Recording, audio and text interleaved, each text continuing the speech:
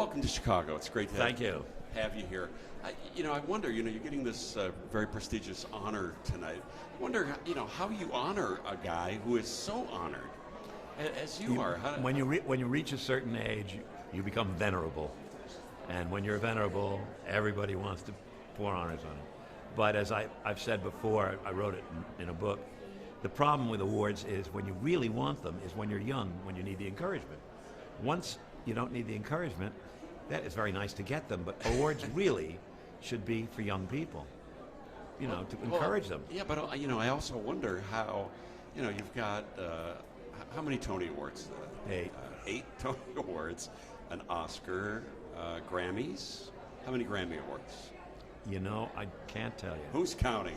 Well, it's not that. It's just because Grammys are primarily a music industry award. I don't sort of follow them.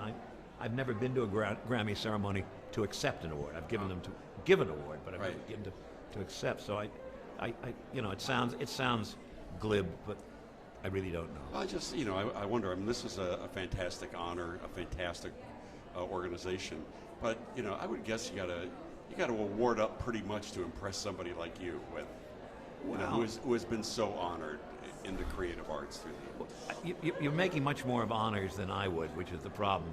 So that almost any answer I give you is going to sound dismissive. But it does depend on where the honor comes from and who.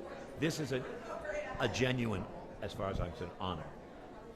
Many honors are merely fundraising devices, and that's fine. I always accept them if they're an organization that I think needs help. And so you get up there and you get an honor and you give a speech and you raise money, and that's I think that's the duty of anybody who cares about the arts, is to help support the artist, support the art itself.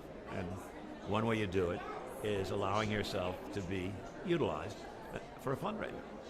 So what does Chicago mean to you? It doesn't mean anything. I've just said to a lady earlier that I was born in New York, born in Manhattan, and so it's really where my roots are. And if there were any other city in the United States that I would think of living in, Chicago would be. There is a spirit here. Now, I only speak superficially. I've only been here half a dozen times. Maybe the longest I've ever been here was 2 weeks. And so I don't really know what I'm talking about. But as a casual and occasional visitor, boy, I think it's just great.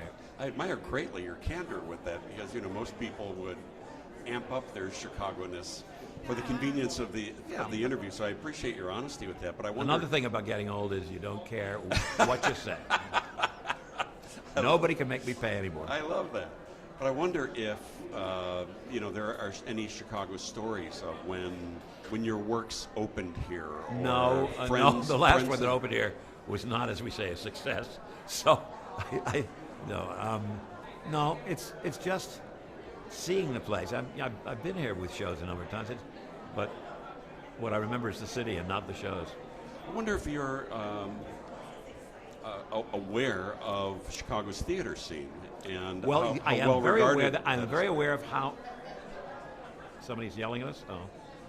Story of my life. No, I've always been aware of how lively it is, and particularly when I'm here.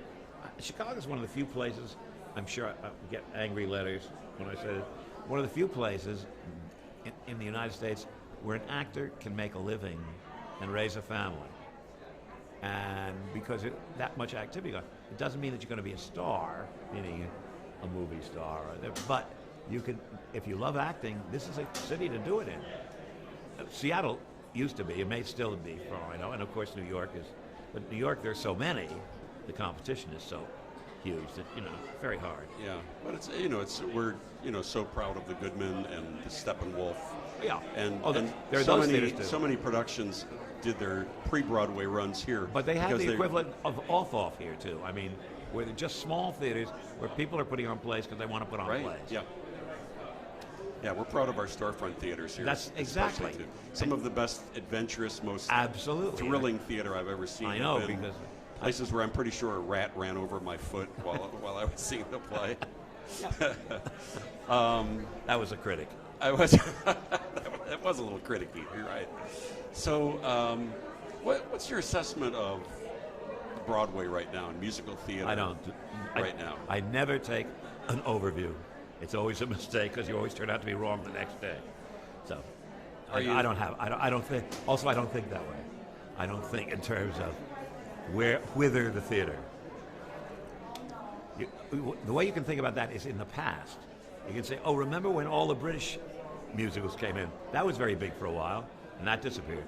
But if you were asking me in the middle of that, I might have thought, oh, it's going to go on forever, we'll do nothing with it, or it'll disappear tomorrow. You know. But when you look back on something, it's true of any art. It's true of any art. Anyway, I don't believe in taking an overview of theater of my own. I don't even like the word career, but of what I've done and what I may do. And it doesn't interest me. I wonder whose work you really enjoy right now. I mean, you worked with I don't speak about anybody living, because if you praise them, then the person you didn't mention.